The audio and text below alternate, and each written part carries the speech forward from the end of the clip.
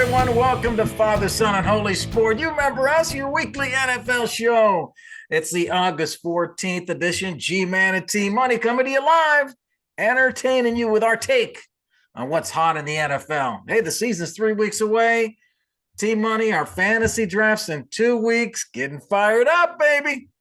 Can't wait, man. Getting excited for football season. Just, you can smell the fall in the air, baby. It's about to be, the sweatshirt weather out tailgating with a cold beer. It's going to be phenomenal. Ooh, that sounds good. T-Money with that great view there overlooking the Bengals Stadium. Right behind me. Nice. It's the glare of the stadium. That's why I got to close my blinds here for the. It is. No more Clofus. T-Money's moved up. No Clofus anymore. Yes.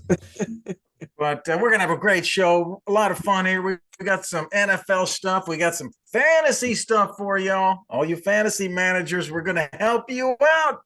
Former league champions right here from Father Son Sport. Okay, so let's get you going this year. All you fantasy managers. T-Money looking at the number one picks. I can't remember the last time a number one pick turned their team around. The hype around Caleb Williams reminds me of Aaron Rodgers last year at the Jets. The hype. Can't you really think the Bears can be true contenders? Yeah, of course I do. I think they have everything you need. They have really good corners. They have really good linebackers. They have a great D end in Sweat that they traded for. They have great receivers, maybe the best core in the NFL. They have a solid O-line. They got a good running back. When's the last time a number one pick came into this good of a situation? That's what you got to think, right? Like C.J. Stroud last year was a rookie, took his team to the playoffs. All right. We didn't know the Texans would be that good. We didn't know D'Amico Ryans would be that good. But did you say C.J. Stroud? Okay. It's C.J. Stroud right there behind you. But when you add up the best roster that a number one quarterback's gotten to, because that it wasn't actually their pick, it was Carolina's. They were like the 9th in the draft. They actually had a decent record. They have a really good defensive-minded head coach. He might not be great for offense, but they brought in a new guy for that. And they have everything they need. So I do think for a generational prospect like Caleb Williams, he is up there with the Andrew Lucks, the Trevor Lawrences. He is on a different level than C.J. Stroud. A different level. This guy is generational. So, of course, if he is that, I expect him to be better than C.J. Stroud was last year. That easily makes them contenders as long as the moment isn't big enough for him in the playoffs. Yeah. I'm not totally sold yet, man. I'm not totally sold yet. Let me read you these number one picks. I'm looking at the history of number one picks.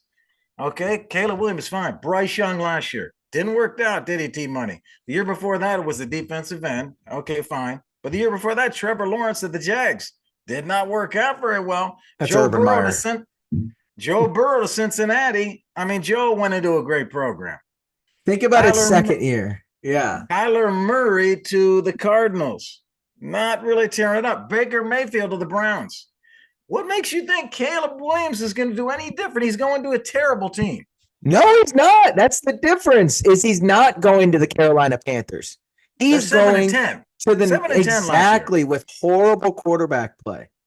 And they drafted an elite wide receiver. They traded for Keenan Allen. They traded for DeMontez Sweat. They were the number one defense after they traded for Sweat last year. Yeah. They have a great defense and weapons galore. Caleb Williams is used to running for his life. And so that's what I'm saying. It isn't like a typical number one pick. And he is a generational prospect that I think it does line up for it. It's possible. I'm not saying it'll happen, but don't be shocked if they make the NFC Championship. Like it's on the table. I agree it could happen. I just think that historically, I don't know if it's going to happen. Hey, let me give our fans a little tip on EPA. You fans know what EPA is? We teach you about advanced analytics here at Father Son Sport. Expected points added. Expected points added are how many points you're going to score from any spot on the field. Where were you at the start of the play? Where were you at the end of the play? If you're at your own 20-yard line, you might only have a chance to score 1 point on average from the 20-yard line. But if you're at the 1-yard line, you might have a chance to score 7 points. EPA, if you look at expected points added, do you know that the Bears were last in the NFL in that statistic? That means when they were in a position on the field, they did worse than expected. They also were the worst team in the NFL in the fourth quarter, team money. This team has a lot of problems. Yes, they made some upgrades. I just don't see them for sure. They're not going to win the NFC North. Okay, so I agree. They'll be behind the Lions, maybe behind the Packers. I mean, I don't know how they get out of this thing and cause any havoc. That's fair.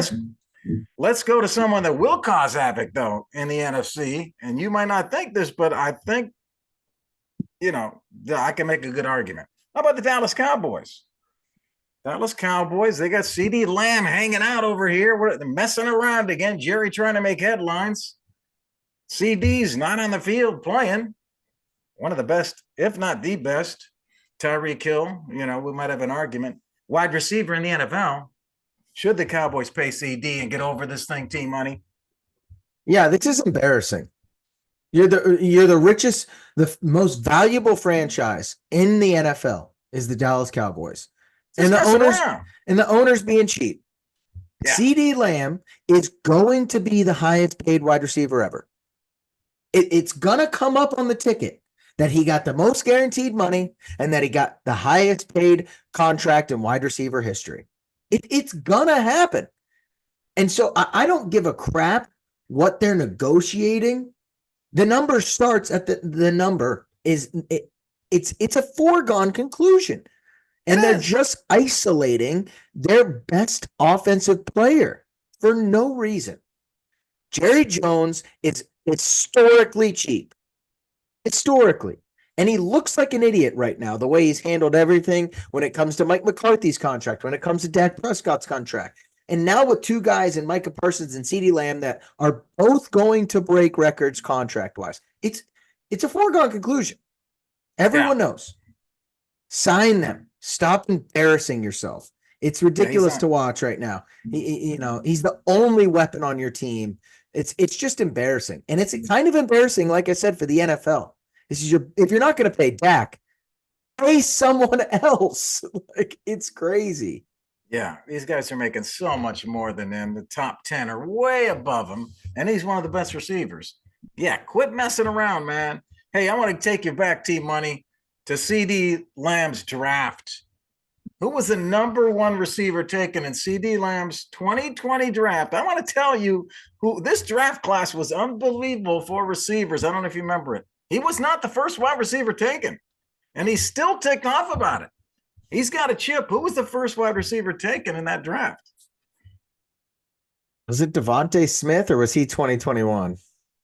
No, he might have been 21. It was Alabama, though. Oh, jeez, I don't know. Jameson Williams. Two Alabama guys went before him. Jerry Jeudy and the number one receiver taken, Henry Ruggs. Yeah. Ruggs to the Raiders, Jeudy to the Broncos. They passed up on CeeDee Lamb. And the Cowboys are sitting there and grabbed him at number 17. CeeDee was ticked off that he ended up number 3. He was graded as number 1 wide receiver.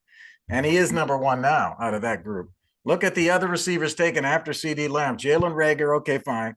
Down at 22, Justin Jefferson.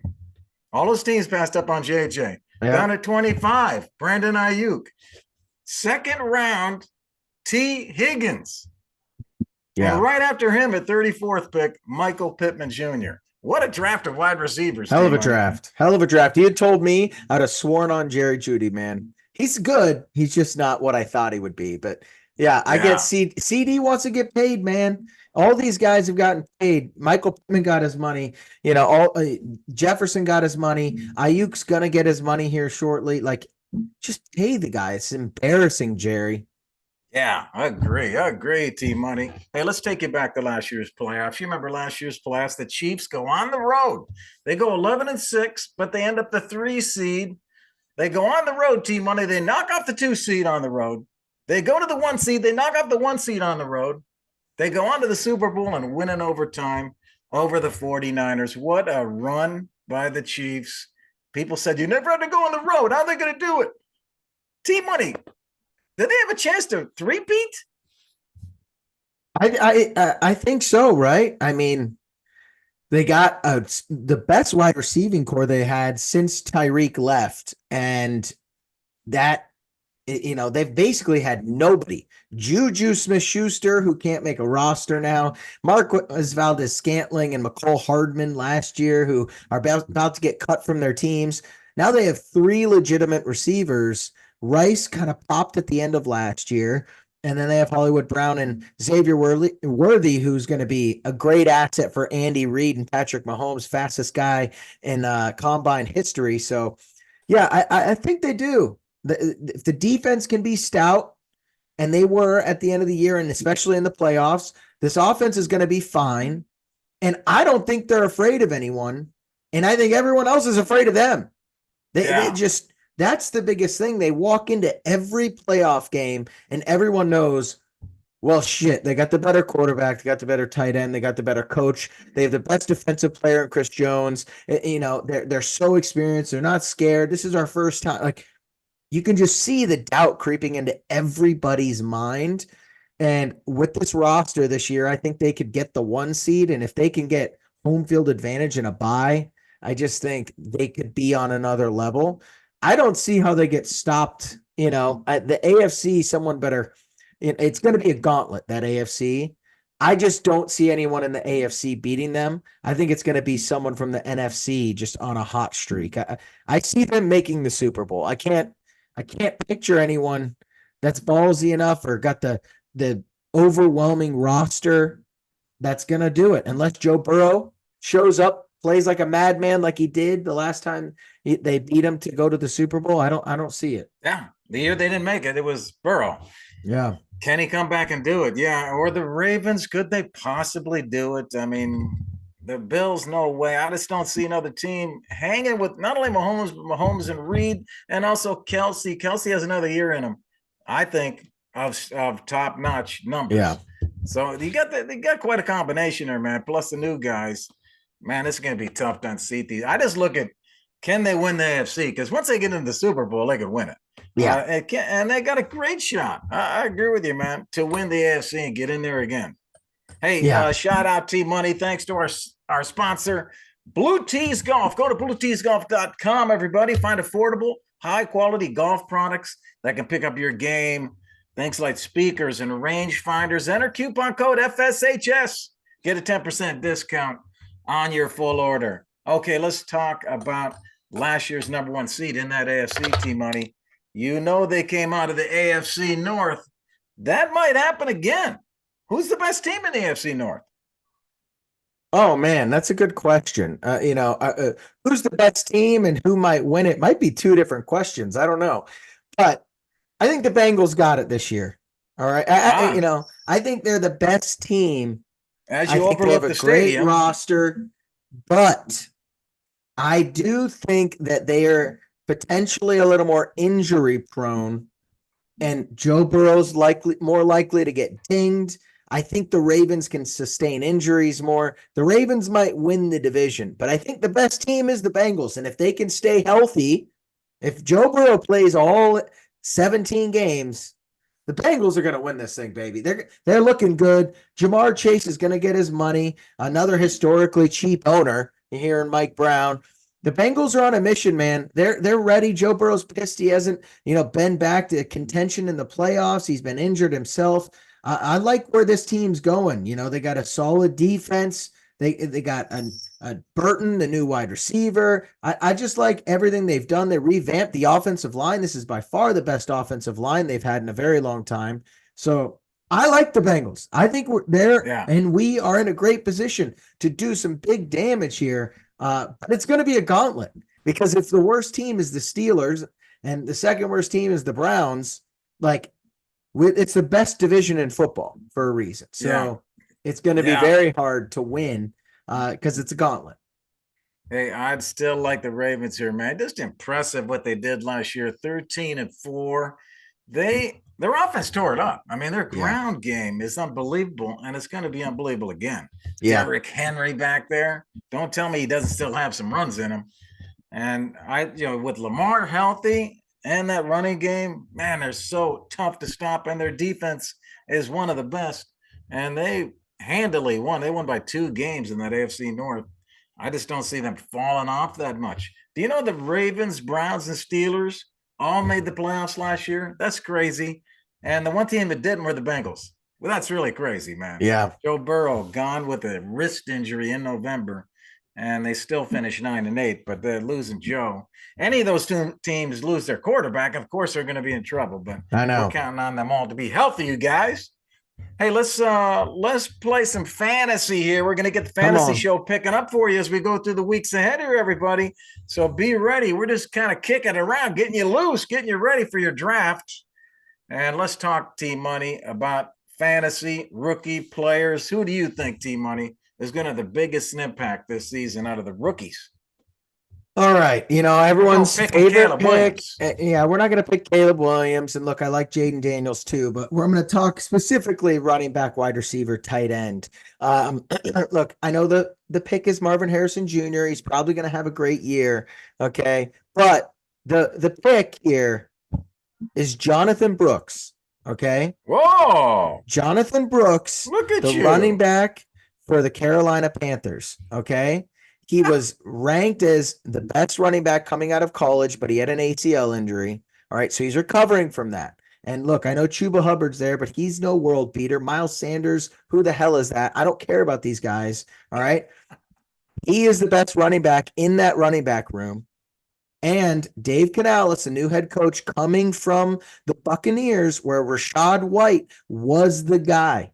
All right. He likes to use one back systems. And I'm telling you, that Jonathan Brooks can be a league winner, but he may not help you right away. Yeah. This guy, by the end of the year, is one of those guys that you're like, oh shit, why did I not draft this guy as the 100th pick in the draft, the running back 27? Why did I not draft this guy? He could be a league winner at the end of the year. That's my favorite rookie to have an impact this year. Marvin Harrison, go get him. There's no value there. You better hope he hits that to hit his draft stock. This guy can be a league winner. How about I'm going with this? I'm going chalk. You're going chalk. That's a gutsy pick on your part. Gutsy pick. I'm going with chalk. The guy behind me, CJ Stroud's old teammate. I mean, he was at Ohio State as a freshman with Chris Olave and Garrett Wilson. Crazy. How about that, man? And they all said Harrison was the best. Yeah. Can you believe that? That's crazy. And now he's in the pros, man, and he's on a team. I try to think which one's going to be a number 1 receiver, because not many of these receivers are going to be number 1. He is that, and he also has a good quarterback. Who's number 1 receiver with a good quarterback? I mean, I just rank him up there as really high on that. So I'm going Harrison right there. Easy pick for G-Man. Yeah. I just think that he's going to tear it up out there with Kyler Murray healthy. I totally agree with you, G. If I was in a dynasty league and it was rookie draft only, he's my number 1 pick if I got it this year. I'm on board. I think the guy's going to be incredible. But if you're doing it specifically a redraft league, I'm talking about value, because that's how you win these leagues is value. I think you might be drafting Marvin Harrison Jr. at his ceiling, and that's what concerns me.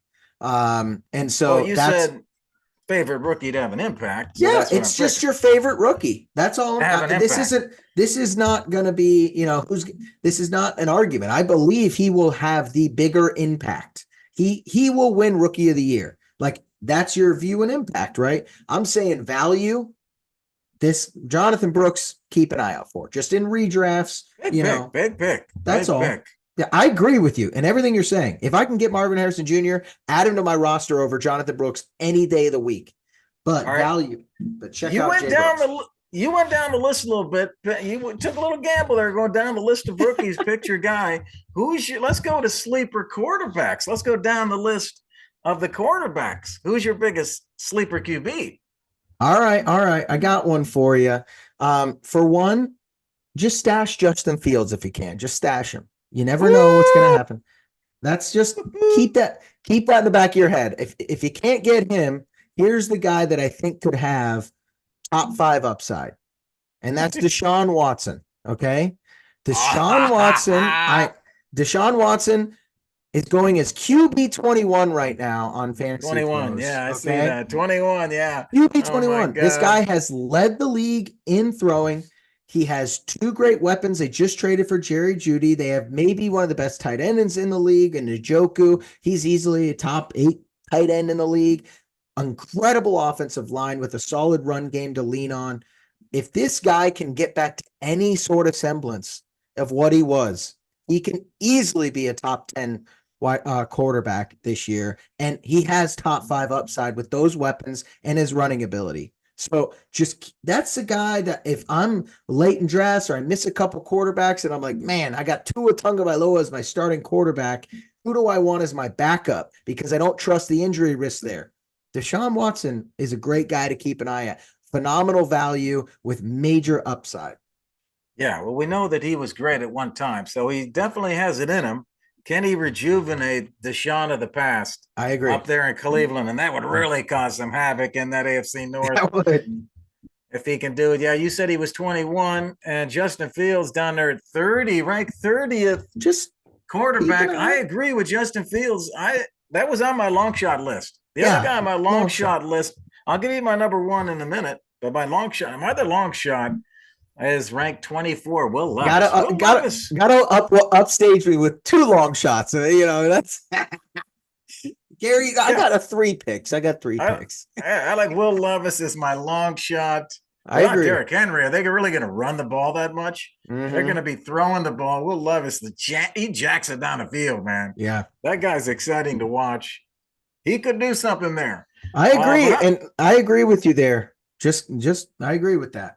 I'm going to go to my number 1, kind of another chalk pick, T-Money, but you said who's the biggest sleeper? Nobody's talking about this guy. I mean, Jaden Daniels. Nobody's talking about him. They're talking about Drake May, and they're talking about Caleb, of course, but not many people are talking about the guy on the Commanders because they think the Commanders are so bad. But we're talking fantasy. This guy is a starter. How many rookie quarterbacks are going to start? Yeah. He's going to start probably every game. How many points is he going to rack up? He rushed for 1,100 yards at LSU. And now he's paired with Cliff Kingsbury, who will get him going. He likes to throw down the field, Cliff Kingsbury. So he could be throwing down the field. He could be running. This guy could jack up some points in fantasy. Yeah. G-Man, I'm on the train. I'm on the train. So I'm giving everybody my picks, man. I agree with you. Picks. I just, I don't know. Is no one really talking about it, So I assume that everyone's kind of in on him, but like not many people talking about him. And I think he could have a huge year. The guy has such a good deep ball too. My God, it's so beautiful. So love your picks, G. Love your picks. Hey, love yours too. And I love you too, T-Money. Hey, thank you to our sponsor, Blue Tees Golf. Go to blueteesgolf.com. Hey, everybody, tomorrow night, Thursday night, Eagles at Patriots. Everybody get ready for the show. That's it for today's show. Father Son loves bringing in the NFL energy. We hope you had some football fun hanging out with us. On behalf of T-Money, I'm G-Man. See you next week. Peace.